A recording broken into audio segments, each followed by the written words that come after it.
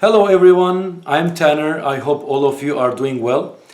In this video, I would like to share my opinion about what would Jesus say to Jehovah's Witnesses when they refuse for their members to receive blood transfusions. As you know, Jehovah's Witnesses reject blood transfusions as they are using some biblical verses completely out of context. I'm not going to go into details of those verses. You can find them online, and a lot of people that already discussed this issue and clearly demonstrated that they have taken those verses completely out of context. So as I mentioned, I would like to draw a picture. I would like to invite you to imagine a scene where Jesus got involved witnessing in a hospital. Imagine a car accident happened, father, mother, and son. So the boy is injured and he is losing blood, and he urgently needs blood transfusion. But so they arrived with an ambulance to an hospital, but their father's just saying to the doctors and nurses that they are Jehovah's Witness and they cannot receive blood. So they are asking them to try other measures, but not blood transfusion. And if he dies, then that was the will of God. So this is very sensitive. This kind of situations or similar ones, like people that need blood transfusion because they have cancers or other situation, this kind of situations happened in the past, is happening right now, and it will happen if this mind will not change.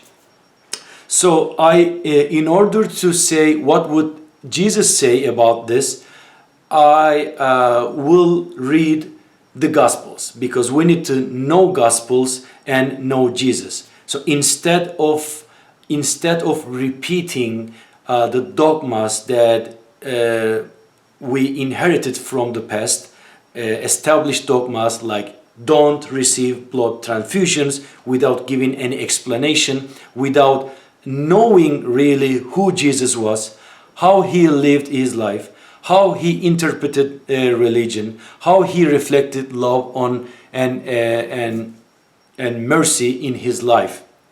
So we go to Gospels, we meet Jesus, the real Jesus, we just read the Gospels and know him, and then we can deduct what he would say in this situation. All right, so I'm going to share with you two examples in the Bibles. I'm going to use the Gospel of Mark to explain this to you. All right, so the Gospel of Mark, chapter 3, verses 1 between 5.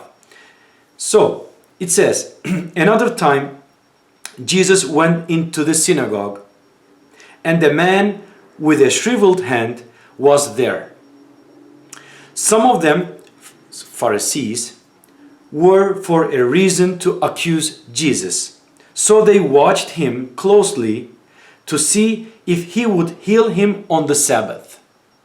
Jesus said to the man with the shriveled hand, "Stand up in front of everyone." Then Jesus asked them, "Which is lawful on the Sabbath? To do good or to do evil? To save life or to kill?" But they remained silent. He looked around at them in anger and deeply distressed at their stubborn hearts, said to the man, "Stretch out your hand." He stretched it out, and his hand was completely restored. So as you can see, this event, according to the Gospel of Mark, took place on the day of Sabbath, which if you know the Bible, you cannot do things on the day of Sabbath. It is forbidden for Jews. But Jesus, instead of doing what the people say, because of some verses in the Bible, Pharisees that are opposing Jesus to do something on Sabbath, but instead Jesus says, hey, this is more important than the save a life and heal a person is much more important than doing things on Sabbath. So this is one. Another verse that I would like to share in order to deduct what Jesus would say in a situation of a blood transfusion is the next one. Again, the Gospel of Mark, chapter 2, verses 23 and 27. One Sabbath, Jesus was going through the grain fields, and as his disciples walked along, they began to pick some heads of grain. The Pharisees said to him, "Look, why are they doing what is unlawful on the Sabbath?" He answered, "Have you never read that David did?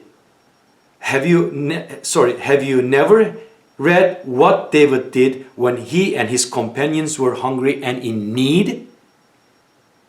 In the days of Abiathar, the high priest, he entered the house of God and ate the consecrated bread, which is lawful only for priests to eat. And he also gave some to his companions." Then Jesus said to them, "The Sabbath was made for men, not man for the Sabbath." The Sabbath was made for man and not man for the Sabbath. So, as you can see clearly, in my opinion, and I think in your opinion as well, I'm gonna just say the words from your mouth. What would Jesus say to these people? So according to who Jesus was, Jesus would say, the blood was made for man, not man for the blood. So the blood, according to Jehovah's Witnesses, is sacred. Of course, is sacred for God. But the life of a person is much more sacred for God than blood. So which one are you going to do? He would say. To save a life or to kill a person? So this is my opinion. I hope this would help for someone that is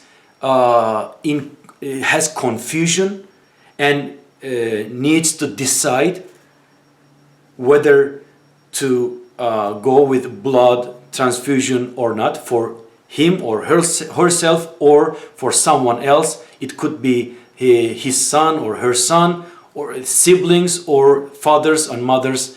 He is struggling to decide because the fathers of the church are saying, no, don't do that. Don't do that because it's forbidden. Even there is no proof in the Bible that's talking about blood transfusions. Just I hope this video would help to that kind of people just to rethink about who Jesus was, which is his life is in the Gospels, what he would say as the representative of God, reflecting his love and his merciful and his mercy. If you have any other comments, if you would like to share other opinion, please write it below. And if you haven't subscribed yet to my channel, please do it now. And see you at the next video. Be safe.